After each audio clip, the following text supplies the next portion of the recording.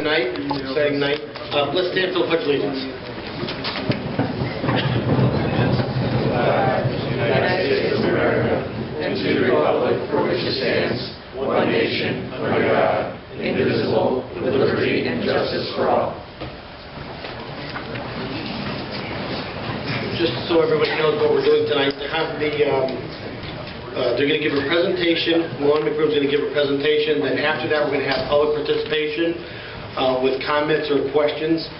The questions will be answered tonight. If they're unable to answer questions tonight, they will be posted. The questions and answers will be posted on bristolcentersquare.com. We'll have it up on the site, up on the board after. And any questions or comments you think about later could also be posted on that website, and they will be answered. Justin? Just wanted to thank everyone for coming tonight. I want to thank everyone that's here tonight, but also all the individuals that have been with us along this ride, and it continues, but so hundreds of folks that submitted their opinions, comments, suggestions to us, both online and at the Rockwell Park events as part of Malone McBroom's survey work, right? Incredibly important for us. I know City Council members are here and Board of Finance members, but really thank everyone here, everyone in the community, frankly, our taxpayers, for allowing us to embark on this project. I just want to, for a minute, explain sort of the importance of why we started this project and how it's helped us so far and hopefully will help us moving forward. When the Center Square property sort of was given to the BDA to care for, it became clear that we needed a plan. We have a large asphalt lot across the street that can be difficult to define, and it's difficult to define for developers, and that's a problem. So we know that we needed to do something to really, I guess in this sort of format, display the lot's potential, and also obviously serve as that aspirational goal for what we'd like to see on the lot. This helps developers. If developers were left with just a large parking lot essentially to figure out, it's going to cost them time, it's going to cost them money, resources. Developers don't want that.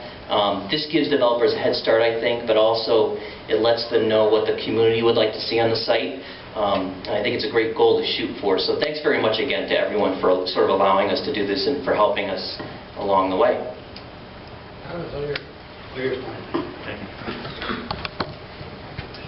So thank you for everybody coming out this evening. We're the firm of Malone McBroom, myself. We're both an engineering and a planning firm. Really our job was really to, I guess, our biggest role here was to be listeners. And we listened to a lot of different people. We listened to the land. The land told us what the opportunity and constraints were. We listened to the history of Bristol and what the past has shown us to be successful. We listened to the market in terms of what is being built out on the street, what are the developers looking for. We listened to zoning. We listened to city staff. But most important, we listened to you. We went through probably one of our most exhaustive public information process that we have really worked on any of our projects. A lot of that has to do with Justin and the BDA really pushing us to make sure we were out on the street as opposed to simply getting surveys from online or such. But the goal of this is really while it says master plan, it's probably better described as a vision. We've gathered all the information that was provided to us and attempted to put that on the land. And also attempted to create a framework in which the developers could come forward and be successful on the project. So what's a master plan? Really, a master plan represents your vision, the community's vision for the future development of Center Square. It shows a general layout of roads and buildings and parcels. That then also allowed us to have a conversation with the city and Public Works in terms of what type of infrastructure should be installed to facilitate and expedite any development of the site. One of those things was about, as you can see, the large mass of pavement over there. It's really big. And really going back, harking to the history of Bristol, it's really about breaking it down to smaller scales. Because we think local-based, smaller developers are the ones who are going to be most successful because they understand the city of Bristol and what you're about. We are identifying barriers and working with the city to peel those barriers back in the hope that we can fast-track any future development that does come on to the property.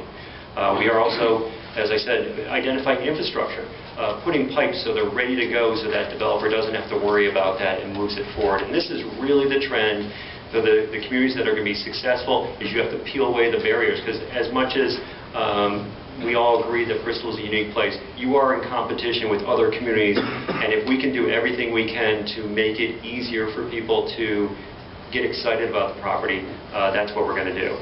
And then ultimately, we are trying to develop this into a graphical representation of what you want, and that allows the BDA and Bristol Economic Development to entice developers and create a vision, because as you look over there today, it's really hard to picture what that future could look like. But first of all, we'd like to thank all of you and the members of the Bristol community who really gave us a ton of input. Thank you to both the BDA and city staff who worked very hard with us. I can't count how many meetings we've had in terms of gathering that information. But that being said, remember, this is just a vision. It's a master plan. Ultimately, the market will dictate as to what type of development is coming in. But we also believe, without at least throwing images up, it's going to be hard to picture. With that, what we're going to do is we're going to walk through. Pat from my office will be walking you through kind of how we got here, and then Jason will walk you through some of the visioning that we've come up with. Thanks, Tom. I'm Pat Gallagher. I'm a planner with Mylona McBroom, and I'll talk about some of our public outreach efforts, which, as Tom mentioned and Justin mentioned, was really kind of one of the cornerstones of our process, is understanding what the community's vision was and then incorporating those elements into the plan to the greatest extent possible. So we had several different methods for the community to get engaged, the first of which was the project website, bristolcentersquare.com. This has all of our study documents, workshop materials, and then this is also where tonight's presentation will be posted tomorrow, and where you're able to submit comments, either for folks tonight who may want to submit something in writing rather than in person, or for the folks at home who can't be here tonight. One of our kind of biggest efforts was getting out into the community and really going where people are to get them excited about this project. So our community events were held over the summer, both at Rockwell Park, the first at the Summer Concert Series and the second at the Rockwell Park Summer Festival. And this really gave us a good broad net into which we talked to the community about this plan, as well as starting to get some of their general preferences for how the site should be laid out, as well as what different elements in terms of buildings, streetscapes, parking areas, and public spaces should look like. Another element of our public outreach was our downtown visioning survey, and we had over 550 respondents, over 90% of which were Bristol residents, take this survey. And this is the second highest turnout for a redevelopment project that we've worked on in the last few years. So it was a great turnout, and a lot of that goes back to the fact that the events were great events. There was a lot of people at the events, and we were able to talk to a lot of different people about the project. So the survey was really broken up into two sections. The first section was really trying to understand people's aspirations, what they'd like to do downtown, and the second part really focused on more of the visual aspects of what people want things to look like. So in terms of that first part, some of our takeaways are most people are coming to downtown Bristol by car, and so we wanted to make sure that we incorporated parking at the right amount on the site without overloading it, and really encouraging people to park once and then walk to their destination. People like a lot of the existing things in downtown, including the existing small businesses, historic buildings on Main Street and North Main Street, and streetscaping. So we saw this as an opportunity to really tie in the Main Street and North Main Street area through the site and continue some of that great infrastructure that the city already has.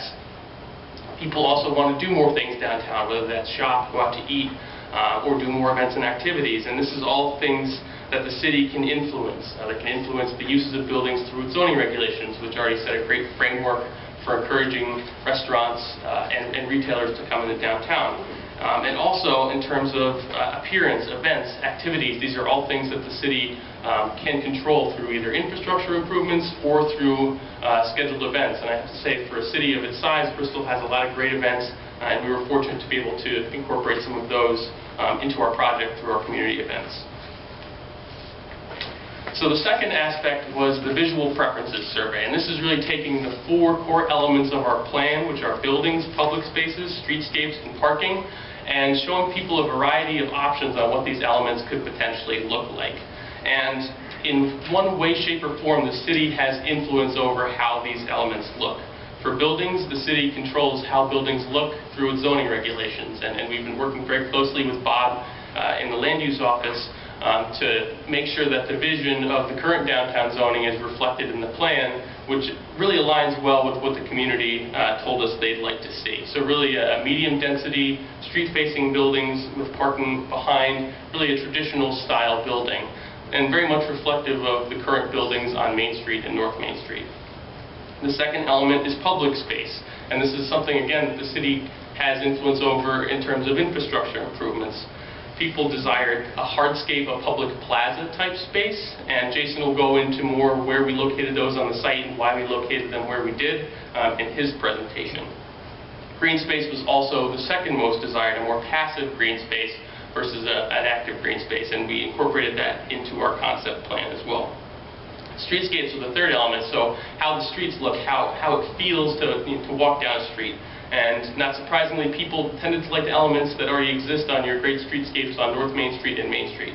Street trees, wide sidewalks, space for outdoor dining, and really an overall aesthetic improvement that can carry your streetscape through the Center Square site. Right now, the city is undertaking a streetscape design, which Jason will talk more about in his section. And the final element is parking, where we showed folks pictures of both on-street and off-street parking. People tended to like angled parking for on-street parking. Again, this is incorporated into the streetscape design that Jason will talk about a little later. And one of the few areas where we didn't seem to get consensus was off-street parking, where the community was somewhat divided over whether they'd prefer to park in a surface lot or a parking garage. And so what we did was we kind of took this as an opportunity to be flexible and to design the site in a way that would allow the city to have one or the other depending on timing and future development. And so to the greatest extent we could, we incorporated all of these into our plan, and particularly all of these preferences are being incorporated into the infrastructure improvements that the city is planning on investing in. So this is the streetscape improvements, as well as some of the public spaces. And with that, I'll hand it over to Jason, who will walk through some of the background, some of the site constraints and opportunities, and then get into the design. Thanks, Pat. My name is Jason Williams, and I'm a landscape architect with Milone and Mack Broom. So starting off, we analyzed the existing conditions on the site, really to identify the opportunities and constraints for future development. We looked at existing site conditions, the infrastructure and utilities, current land use and zoning, the current market conditions, as well as transportation and all the circulation that happens around the site, and the existing parking within the downtown area. And some of the constraints that we identified were that there is topography issues from North Main Street, heading up in through the site to the railroad tracks. The site rises about 15 feet. This is really going to influence the placement of buildings and the orientation of these buildings on the site. There are existing utilities currently within the site. We've identified that the majority of these utilities can be abandoned, with the exception of 2 main utilities. On the left-hand image, you can see the North Creek conduit running along North Main Street and coming down, entering the Quabic River conduit. As well as in yellow, down in the southwest corner, a electrical easement. Both of these utilities make it difficult to place buildings directly on the sidewalk on North Main Street, as well as satisfying the current zoning setbacks into the site. Additionally, challenging demographics in the area, as well as low traffic volumes, potentially make it difficult to draw in regional or national chains. But there are a lot of opportunities on the site. Recognizing that development is likely to occur over a period of time with undeveloped portions, there's the potential for these areas to become a community asset and programmed in the future by the city for events.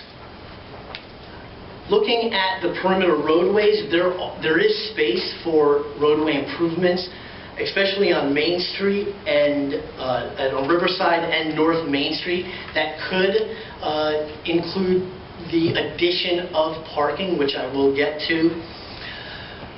Roadways. We're looking at providing roadways through the site, so an opportunity to provide vehicular access in through the site essentially divides the site up into segments, creating smaller development parcels.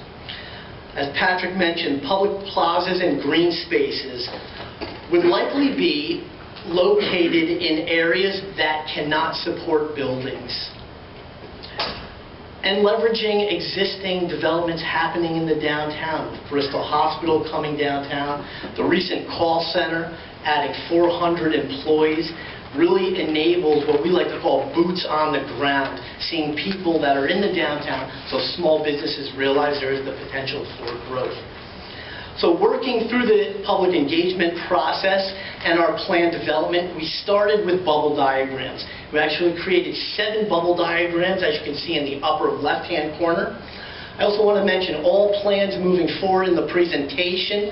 North Main Street is on the bottom. Riverside is on the right-hand side, and North Main Street is up above our site. North is to the left.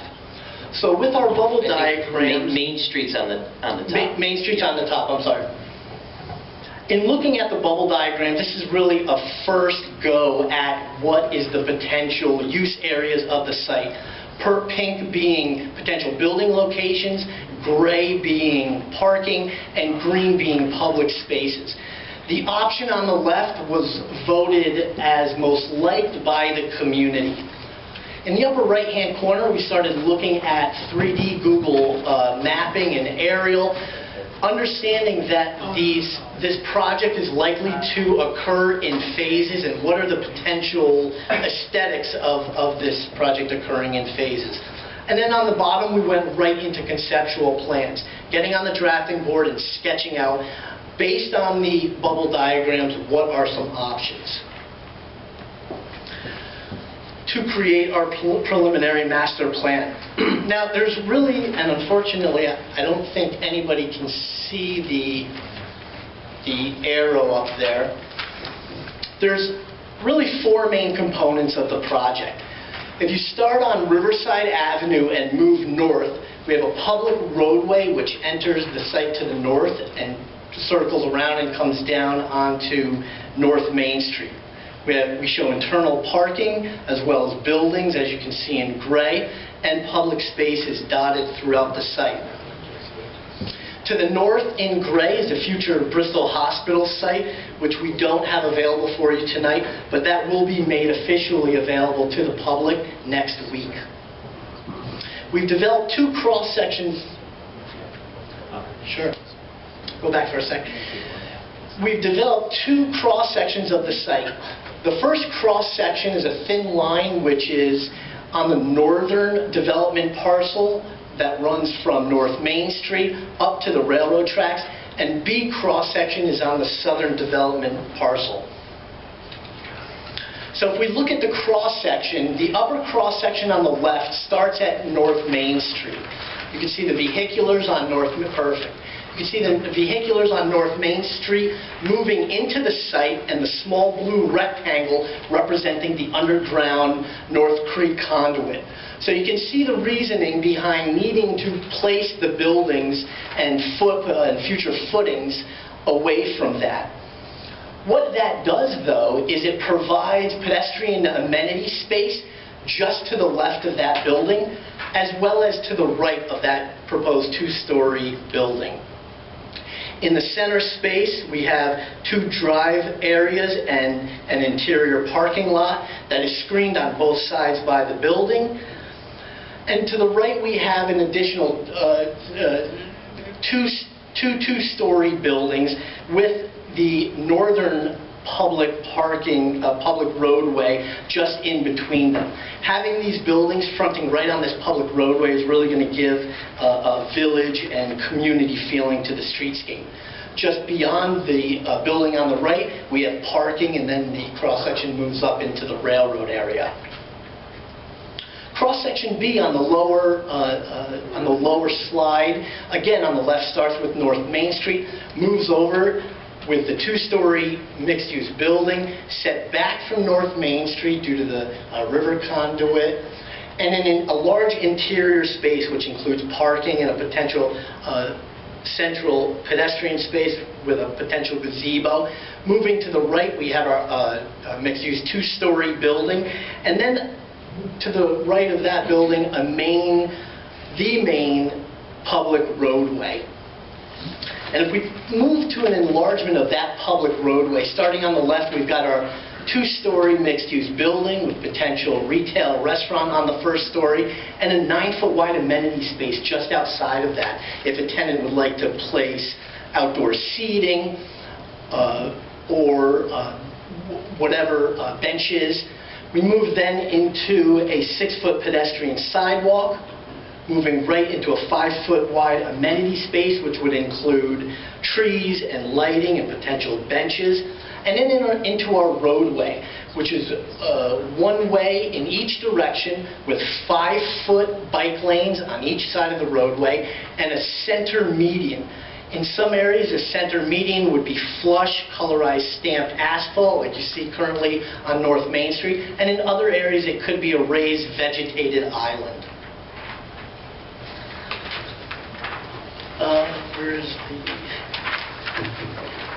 So, as Pat mentioned before, the city is currently engaged in the design of the streetscape around the site. And this is very important. It's one of the kickstarters to get this site active. So we analyzed the parking and the roadways around the site and identified that all of the existing curb lines, with the exception of bump-out areas on the corners to aid in pedestrians crossing the street, all of the existing curb lines remain the same. There is the potential for a road diet or modifications to the lane configurations on Riverside Avenue, which currently has 6 driving lanes. There's the potential to put parking on both sides of Riverside, angled parking on the north side and parallel parking on the south side, a center median, and traffic one way in both directions.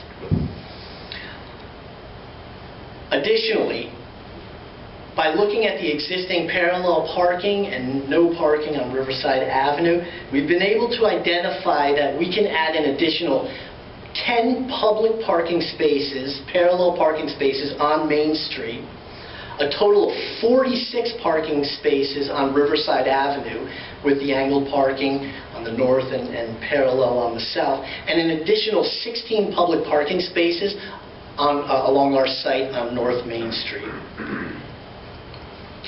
One of the main things that came out of the public engagement is the ability for pedestrians to use this site.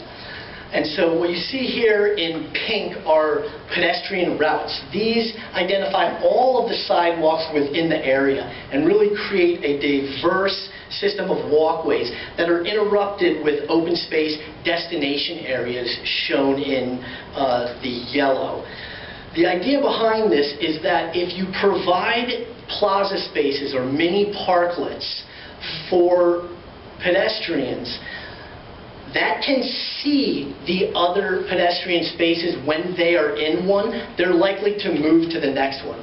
So imagine in the lower right-hand corner, you're crossing the street and you enter the entry plaza. You can see now 2 other plaza spaces. And in moving to those open plaza spaces, which could include outdoor sculptures, you're walking by businesses. And it's very likely that you're thinking, well, I'm going to grab a coffee, I'm going to go to one of these pedestrian spaces and call a friend to come down and meet me. Understanding that this site is likely to develop in stages, we identified 2 phases of potential development. Phase 1 identifies in A, the public roadway improvements by the city, an additional roadway improvement B, and the northern development parcels in B, and then our southwestern parcel in C. Next. Phase 1 Area A includes the construction of this central roadway that also includes a bus stop and all associated amenities. This roadway is currently in design, so this is happening. And one of the main things with developing, a municipality developing an improvement, the streetscape as well as this internal roadway, is that in our experience, in order to kickstart development in the downtown area, the city has to really start off by making some improvements. So kudos to the city for acknowledging this kickstart to development. Phase 1B area is the construction of the public roadway heading north, as well as a large parking area to the north. We understand that there's a lot of people currently using the parking on this site. So this 118 parking parking area will allow people to continue that use.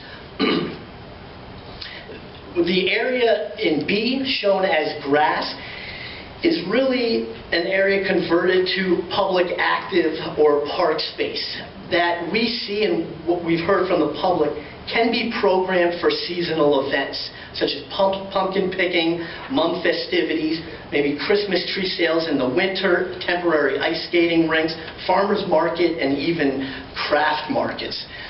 Again, getting boots on the ground during the day for future small business owners that are seeing, wow, people are using this space. Phase 1 Area C is the beginnings of a development parcel in the southwest, which includes a mix of 2-story buildings, approximately 88,000 square feet, placed along our main public roadway with interior parking screened from the major roadways by the buildings, 3 pedestrian plaza areas, and all landscaping, walkways, and amenities associated with the development. Phase 2, Area B, is looking at the northern portion of the site, as well as a small parcel along Main Street. Area B1 includes 2-story buildings, approximately 67,000 square feet, that are placed along our northern roadway with interior parking, again screened by the buildings, and a small plaza space adjacent to the bus stop.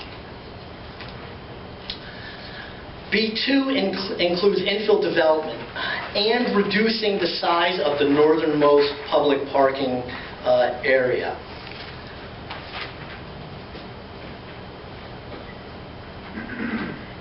Two buildings are placed along the northern portion with a small parking area between, and 2 additional buildings with associated parking just to the rear and to the side of them. All 4 buildings approximately 30,000 square feet. B3 is our small parcel on Main Street, which is a very viable development option. It's a 2-story mixed-use building fronting right on Main Street, approximately 16,000 square feet, with dedicated parking just behind the building. So a couple things that come out of the preliminary master plan. One, we've identified that the municipality is responsible and is in the process of jump-starting all development. This master plan is a flexible plan. What you see may not be built. This, as Tom mentioned, this is clearly a vision. And we see that this flexible development will occur in stages as development really warrants it. On the north side, on the northernmost parking area, there is the potential for a future parking garage. We've looked at sizing a parking garage on that northern parking area, and it does fit. This master plan, though, can change. And so we wanted to see 3D what the plan view preliminary master plan shows. And we have some, excuse me, We have some enlargements on boards at the far side of the room that you're welcome to take a look at in more detail. In the upper left-hand corner, this view of the two-story mixed-use buildings set back from North Main Street is a southern view. North Main Street's on the right, and this is our main entrance into the site. The perspective on the lower left is within the site and a public plaza on the left. This view is looking northwest into the site. In the right-hand corner, perspective C is a direct view on North Main Street looking up into the site with the buildings flanking both sides of the entrances. And in the lower right-hand corner is a view from Brackett Park looking into the entry plaza to the northeast into the site. Developing further perspectives show a little bit more about what the developments could look like. This view is taken across North Main Street, looking at our entrance into the site. Now, it's important to mention that this exact picture may not be built, but perspectives like this really act as a guide used by the city and developers to really show the potential that could come out of a master plan like this. And our last perspective is, again, in the site, looking to the northwest. You can see the public roadway with the center median on the left, with bike lanes, public plaza on the left, and to the right, the entrance heading into the northernmost public roadway with parking and the backs of buildings and the development along North Main Street.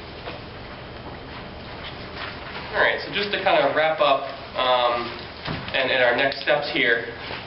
So everything that we heard from you tonight will be used to shape the final master plan. We anticipate releasing the final plan later this spring. And just to kind of give a recap of some of the ongoing projects and initiatives that we intend to keep following over the next few months, that they include the Bristol Hospital development, as Jason mentioned. Next week, they'll be releasing some of their preliminary plans. Internal roadway and utility design is continuing, as well as the streetscape improvements on Riverside Avenue, North Main Street, and Main Street. There's also a lot of future actions that we'll be recommending and we'll elaborate on when we release the final master plan. Really the next steps the city needs to take in order to make this vision into a reality as the site gets developed over time. The first is a parking management plan. We kept hearing both from the public as well as city staff a desire to have shared parking, and there's a lot of logistics going on with shared parking, so that would be something explored further there. Finalizing the property line revisions and site subdivision based on the roadways. Utility easement abandonment. There's a lot of old utilities associated with the mall that could be removed, as well as applying for grant applications to fund some of the infrastructure improvements that we talked about today. So with that, we'll start the public dialogue, and just to recap, we do have a comment section on the Center Square website. If you go to bristolcentersquare.com/contact, there'll be a contact box that will allow you to write in comments if you so choose, or we'd love to hear from you speaking tonight as well. So anyone who would like to ask questions, come on up to the podium. Please just give your name and address for the record. I'll run in once. Andy? It's Andy Adams, 67 Bayberry Drive. You may have said this, I'm not sure, because you gave a lot of information, so I'm very impressed. I like it so far. I do have a couple questions, though. How many stories are all the buildings? 2 stories. 2 stories, so you have